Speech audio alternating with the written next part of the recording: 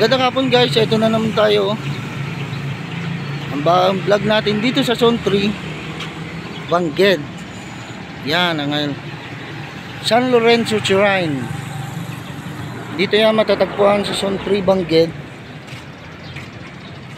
Pakita ko po sa inyo ang dating ito may nakalagay dito na I love Zone 3. Yan. May mga taniman dito, gulay, malunggay, sili, bougainvillea. Tapos pwede tayong pumasok dito. Pwede kayong magpa-picture din dito para makita niyo yung kabuuan. Yan, I love Zone 3. May daanan yan, along highway to, corner. Yan, may mga upuan dito, may mga tanim. Tapos maganda para siya may park na mini park. Tapos pakita ko na sa inyo yung simbahan. Ito yung old na simbahan ng San Lorenzo Shrine. Isa na to sa mga, siguro pagkaalam ko, isa to sa mga oldest church ng Abra. Kasi yan kita nyo pagka ano yan, na-drilyo pa lang siya. Yan, nasira na yung pangalan niya, San Lorenzo Ruiz Shrine. At saka ito siya, kung napapansin nyo yung isang tore niya dito sa may banda rito, ito to, nasira to nung lindol ng, kung naalala nyo yung bago nagbagyo ng Ega, yung lindol dito sa Abra, lalo na dito sa Bangged. Yan, nasira yan. Yan, halos natanggal. Halos parehas yan, no. Kaya lang yung isa natanggal. At saka, ang dami ng bitak. Kita nyo, ang dami ng bitak. Ang lalaki, oh. O, yan. Tapos dito yan. Ganyan yung forma niya. Kita nyo. O. Tapos yan, medyo sira rin. Tapos sa loob, pagkaalam ko, marami ding sira to. At saka ano yata, hindi siya ginagamit sa ngayon kasi delikado. Kaya parang meron silang chapel dito na nagmimisa ngayon. Tuwing Sabado ata ang misa dito, guys, Yan, pakita ko lang sa inyo. Ayan siya, Diocese of Bangged na Paraburan Tapno Agiburay. Yan. Yung santo natin to na si Saint Lorenzo Ruiz. Ito, pasilip ko lang sa inyo Yung simbahan na pala ito ay sementeryo din. Sa side niya, ito yung hindi kasi tayo makapasok kasi nakalock ko. Nakapadlock siya. Tapos yan yung side nung simbahan. Ayan siya. Yan yung side niya. Yan yung sinasabi kong nasisira.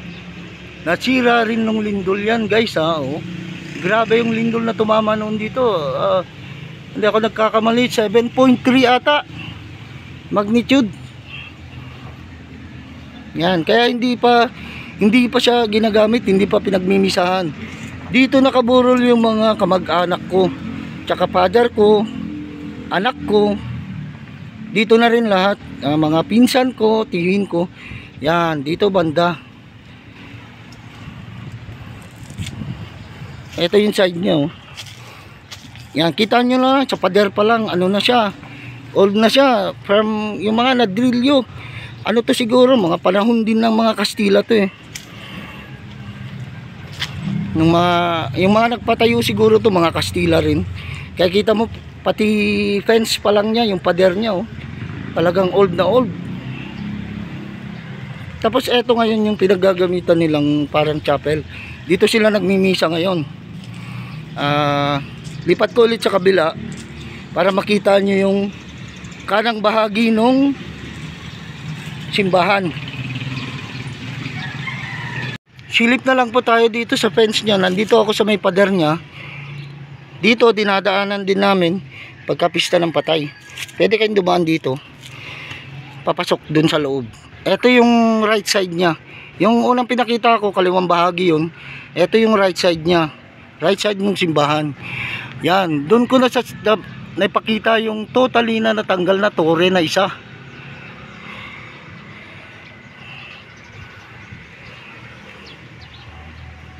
Eto, old na to ha, dati na to. Bata pa ako, may ano na dito.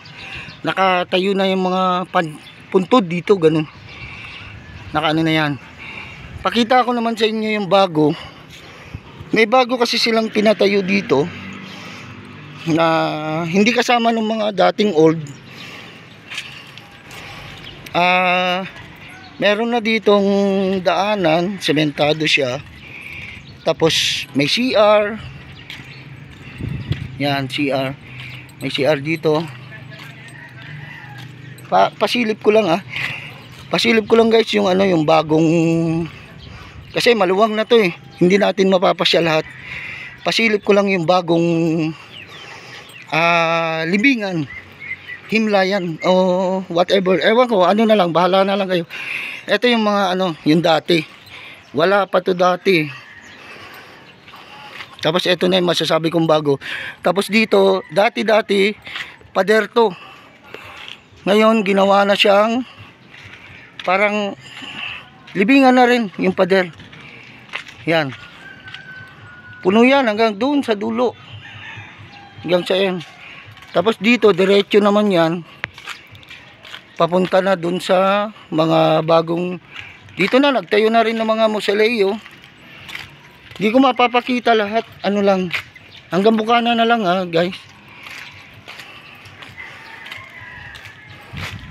Dito rin may daan, kung gusto mo pumunta dun sa simbahan, may daan din dito. Yan, makakapasok ka dun sa mga old na nicho. Yan. Dito maganda, maluwang siya, may hagdan pa nga Tapos yan, may mga mausoleo na dyan, malalaki.